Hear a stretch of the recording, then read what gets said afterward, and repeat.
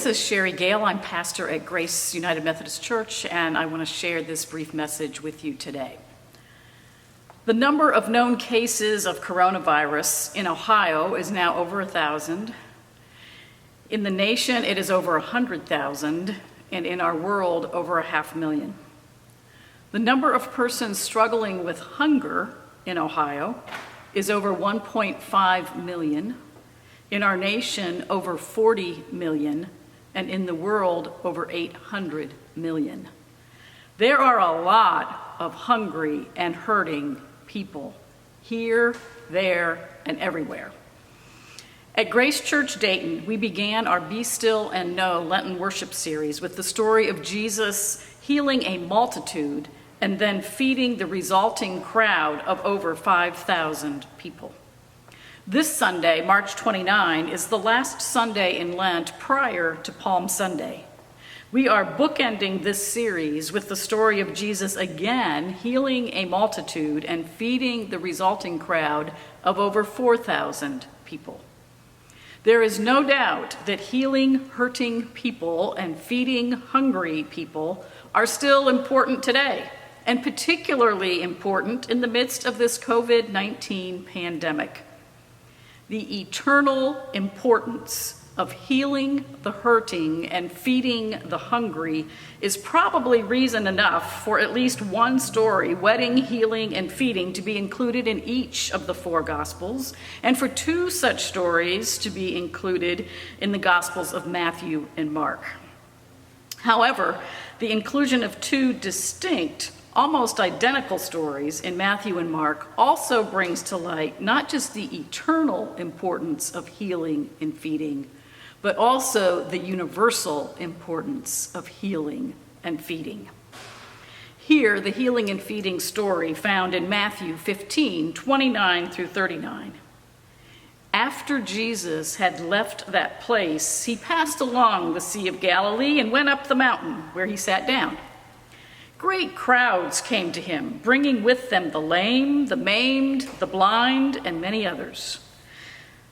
They put them at Jesus' feet, and he cured them, so that the crowd was amazed when they saw the mute speaking, the maimed whole, the lame walking, the blind seeing, and they praised the God of Israel. Then Jesus called his disciples to him and said, I have compassion for the crowd because they've been with me now for 3 days and have nothing to eat. And I do not want to send them away hungry, for they might faint on the way. The disciples said to him, Where are we to get enough bread in the desert to feed so great a crowd? And Jesus asked them, How many loaves have you? They said, 7 loaves and a few small fish. Then, ordering the crowd to sit down on the ground, Jesus took the 7 loaves and the fish, and after giving thanks, he broke them and gave them to the disciples, and the disciples gave them to the crowds. And all of them ate and were filled. And they took up the broken pieces left over, 7 baskets full. Those who had eaten were 4,000 men, besides the women and children. Each of the two distinct stories found in Matthew and Mark begins with great crowds coming to see Jesus, seeking his life-giving presence. Each of the two distinct stories then turns to the feeding of these large crowds of people who have come into the life-renewing presence of Jesus. And in each case, the disciples find only several loaves of bread and a few fish on hand to feed the assembled crowds. And in each story, Jesus takes what they have available, and he blesses it. The disciples distribute it, and in the end, there is more than enough food for everyone, for thousands of people.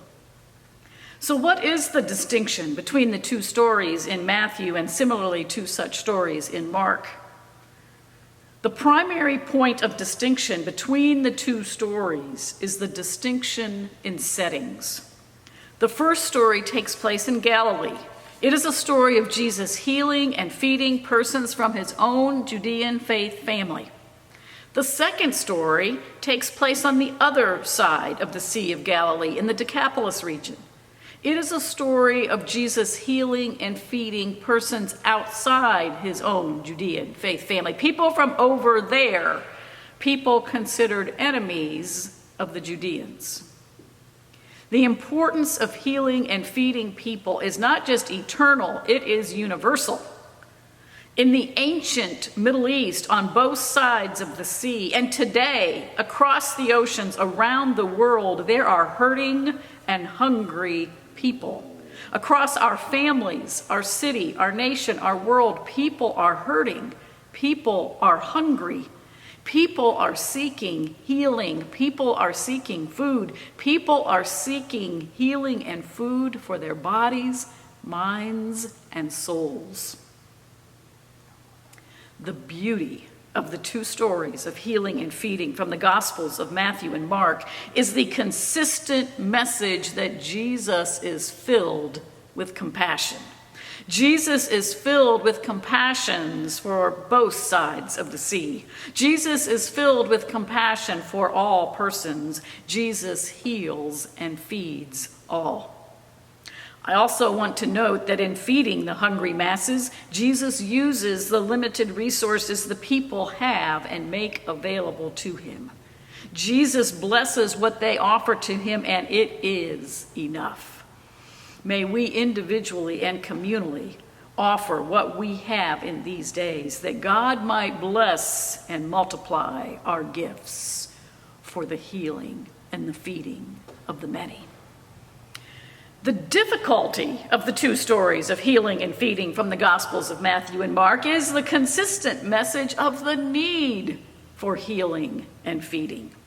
Eternally and universally, we are in need of feeding and healing. In times like this, we are made most aware of this need for healing and feeding. And we wish that Jesus would just extend his healing, feeding hands and make everything better. However, side by side with stories of immediate healings in the Gospels, we find stories of ongoing suffering, most graphically in the story of Jesus himself suffering the painful death of crucifixion. It is not always the case that God brings immediate healing and feeding of our bodies, our minds, or our souls. But it is always the case that God is with us.